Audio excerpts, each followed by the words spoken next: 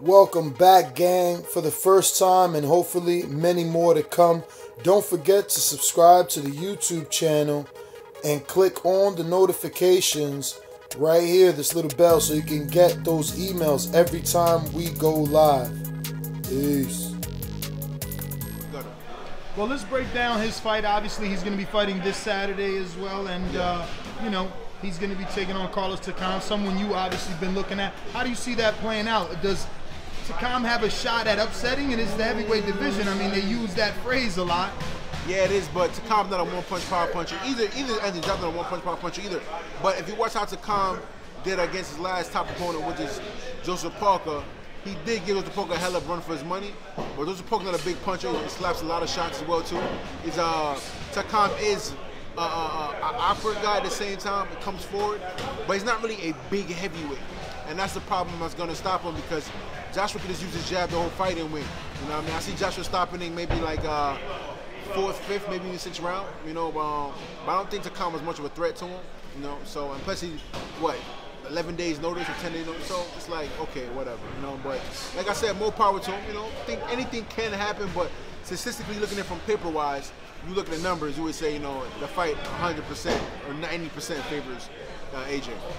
I was just in Alabama with Deontay Wilder, and he found it weird. He had a theory. He said, how did Eddie Hearn contact Takam for 9 weeks already, having them get ready for this fight?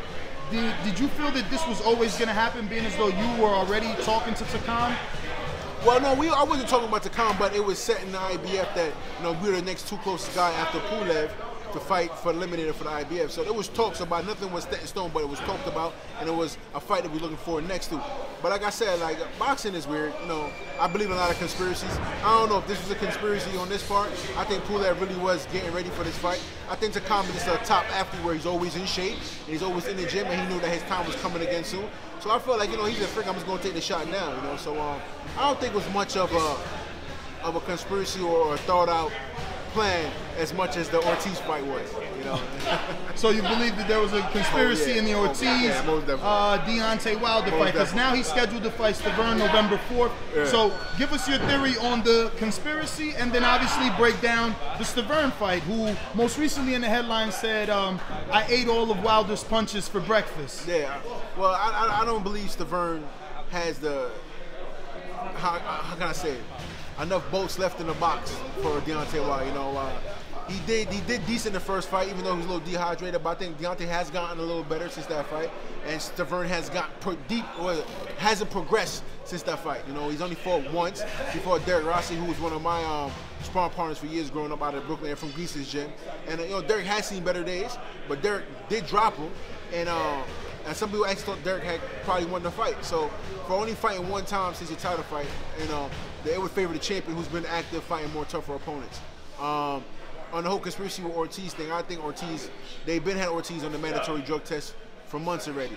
So they've been knew about that drug, but they used it at the right time, 30 days out, to suspend him and then put somebody else that was less of an opponent, but with a name to get him there, to get him a recognizable fight where he still get the fans intrigued and sell some kind of ticket, and then, you know, get him ready for AJ versus match. But like I said before, you know, they're trying to sell Deontay Wilder as a Brooklyn fighter or the face of Barclays Center, which is straight BS, because you can't sell no tickets in the Barclays Center. What they do is they sit the whole undercard of Brooklyn fighters, local undercard fighters, to try and sell tickets. And that's what the whole situation happened with me and my boy Adam Karnaki, a couple other fighters. So, like I said, they can sell it, beat somebody else.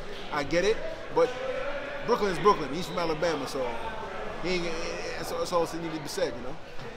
I gotta ask, what is the original beef between you and Wilder? Because obviously you were brought in as a sparring partner at one time, so there had to be some sort of level of friendship or at least respect. I've heard rumors, so I'm gonna throw out, you know, the one rumor. Obviously, I go to that gym a lot, so you know he sent you to the hospital. The other rumor is that you probably dated a girlfriend of his. Can we get some clarification? Yeah, I mean, I ain't gonna. I mean, listen. First of all, I was dehydrated. Whoa. So anyway, wait a minute. Because Deontay definitely says, how does heavyweights get dehydrated? So listen. So anyway, the morning when I went out there, they said, listen, we're gonna spar at about 3 o'clock, 2 o'clock. I said, all right, cool, I'm gonna go for a run. Now I do it all the time. I go for a run in the morning time. put a surfer suit on with a plastic bag on my hoodie, and I go and run.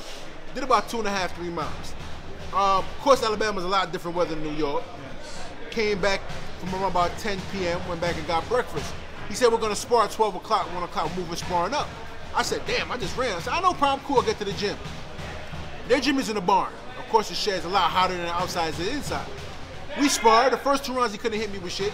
The last rounds, he caught me with some good shots. Came out the ring, didn't stop me, finished all my rounds, came out, sat down. Felt a little dizzy, a little dehydrated. I called my cousin. My cousin, I'm coming down to come see how everything went. My cousin, he liked the way I look. I look really fatigued. I was kind of like repeating myself a little bit. He said, you know what, let's go to the hospital, check yourself out. I said, I had no problem. Doctor said, took a CAT scan, said, all good, dehydrated. Gave me an IV, gave me some Gatorade, sent me home. I'll bring you the medical records so you can put it up and post it up. People try to hype themselves up to make it a lot scarier than what they are, to make them seem like it's Mike Tyson. Deontay ain't no damn Mike Tyson, you hear me? And I'm the last person to tell you a lie. That situation about his girl now, I'm leaving that is. She know who I am. It is what it is. If you know, if you heard something, you heard something. But Deontay know what kind of person I am. And I already stepped to him when he came to Brooklyn. Asked him if there's any problems. He said nope. So it is what it is. You know what I mean? Yeah, that's crazy. I hate to be like in the middle, even though I do love it. Yeah.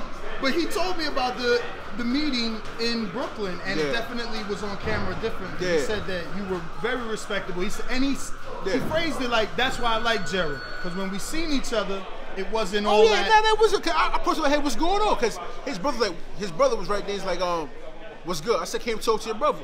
Bro, I said, what up, D? He said, we good. We gonna get it on one. I said, I hope we get it on one of these days. You know what I mean? He said, well, you know, all the Instagram stuff is for Instagram. I said, I totally understand. I get it. But you do know I want my shot, so stop running. So it's gonna happen. It's gonna happen. I said, all right, no problem. Cool, walked away. You know what I mean? So, last like question is, how do you get that shot? I mean, we all know boxing's full of BS politics. I mean, the main thing right now is just keep winning. You know, get with a top network that will be able to put dollars behind you.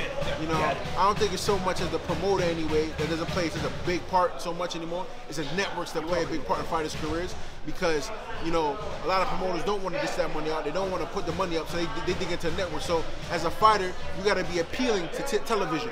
And once you're able to do that, then you'll be able to draw in bigger fights, and they'll push you forward to get you in title shots as well. You know, because everybody thinks the promoter is the manager, the advisor, the advisor. Yes, they can get you certain conversations, but it's really networks. So I feel like if you have the respect of a network, I mean, that's one of the biggest things to actually lock in. When a fighter has a network behind them, every promoter's gonna call you. Every promoter's gonna want to be on you. That's how it's been with me. But lucky for me, I have my own promotional company, and I work on all the former promoters. So I can't complain at this point right now. Big baby, thank you for your time, man. Good luck on the fight. Thanks again. Appreciate it.